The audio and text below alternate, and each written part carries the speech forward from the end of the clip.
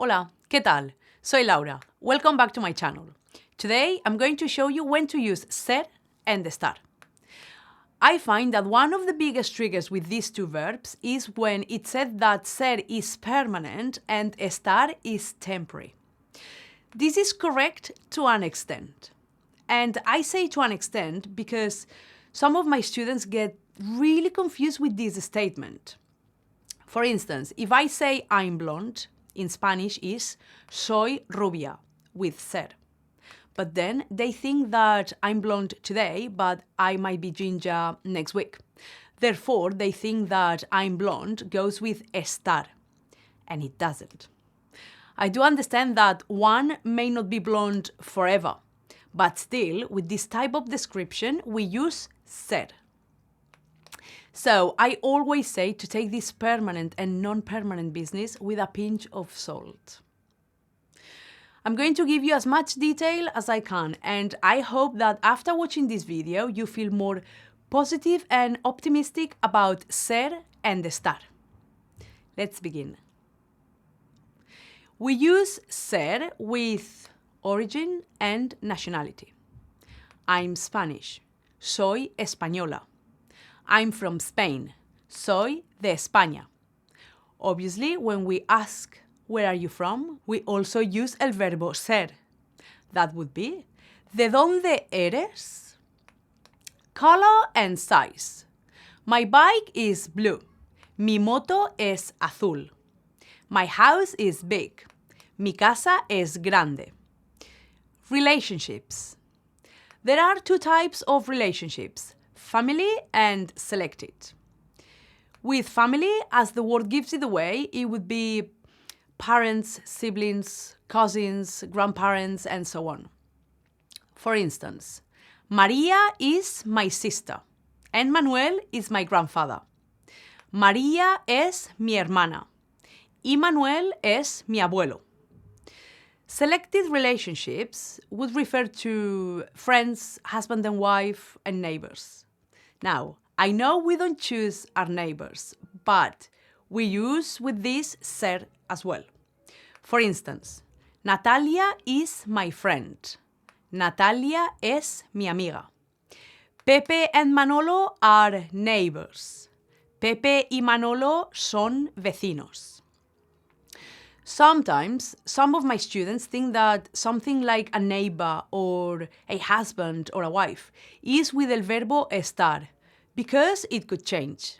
And yes, it could change, but this is why we can't have our head stuck on permanent or non-permanent, because sometimes, more than helping, it can create more confusion.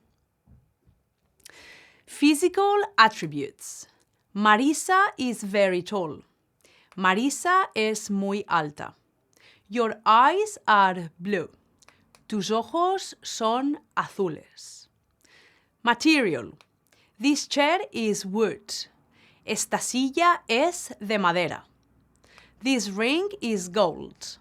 Este anillo es de oro. Personality. Lucia is very friendly.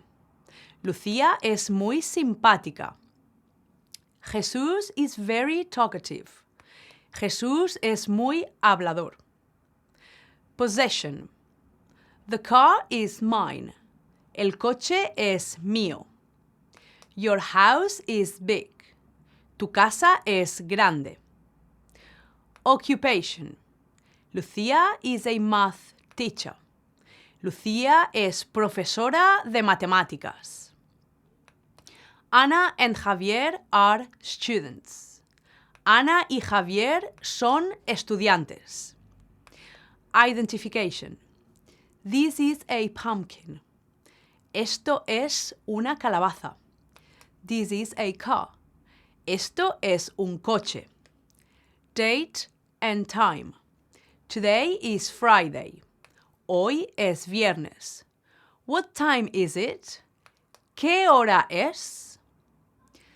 Natural color. Snow is white. La nieve es blanca. Tomatoes are red. Los tomates son rojos. Okay, now let's see when we use estar. Location. I'm in my house. Estoy en mi casa. Where's the bakery? ¿Dónde está la panadería? Please note that it doesn't matter how long you're going to be at home or at the bakery. Mood or feelings. Laura is in a good mood. Laura está de buen humor. Jesús is quite angry. Jesús está bastante enfadado. Appearance. Lucía looks very pretty tonight. Lucía está muy guapa esta noche. Laura looks very tall with those high heels. Laura está muy alta con esos tacones. I just want to clarify that when we say that someone looks beautiful only today, tonight, or at certain point, we use estar. The example of the high heels is perfect as it will help you understand it better. Let's say that Laura is short, so we say Laura es bajita. But tonight, as she's wearing high heels, she's looking tall. Hence, we say está alta, because she's not usually tall. She's only tall because she's wearing those high heels. That's why we use el verbo estar. Illness and physical condition. Lucía is ill. Lucía está enferma. Luisa is very tired. Luisa está muy cansada. Result of action. Result of action expresses the condition of something or someone after an action has been completed. For instance, I'm standing. Estoy de pie. María is alive. María está viva. The sofa is broken. El sofá está roto. Please note that we also use estar with death. A natural color or condition. Now, this is the exact opposite to the natural color of things in which we use ser. So I'm going to use the exact same examples I used earlier, so you'll be able to see the difference easier. So earlier I said, la nieve es blanca. The snow is white.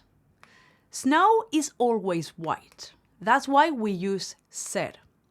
But what happens if I use estar instead?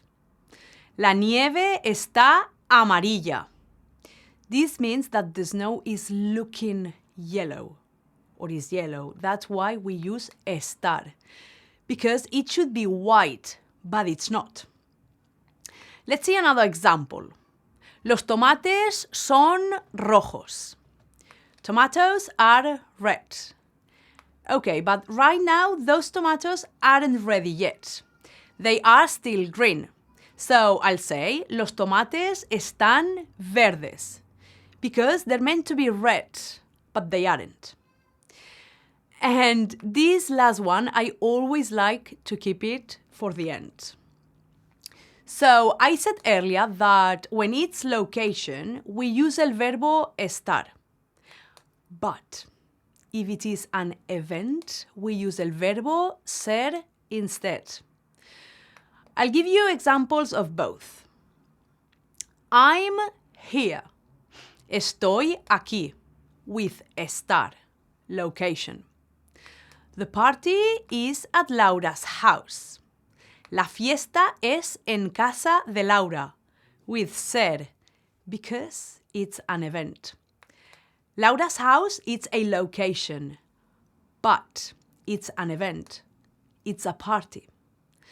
Same goes for a football match, a wedding, a birthday party. Let's do another example. The football match is in Barcelona. El partido de fútbol es en Barcelona.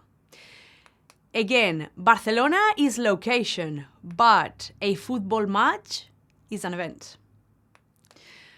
I hope this class helps you clarify a bit more this hurdle of ser and estar. For a native English speaker, this is difficult because you only have one verb to express to be, and we have two. So it's going to cause confusion. However, don't let this get in the way. It takes time and practice. Although I've explained with detail when to use one and another, you'll probably still come across a situation where you aren't sure. So the best thing to do is practice over and over until you master this ser and estar business. Well done you all for watching and wanting to improve your Spanish skills. See you all very soon. Hasta luego y muchas gracias. Adiós.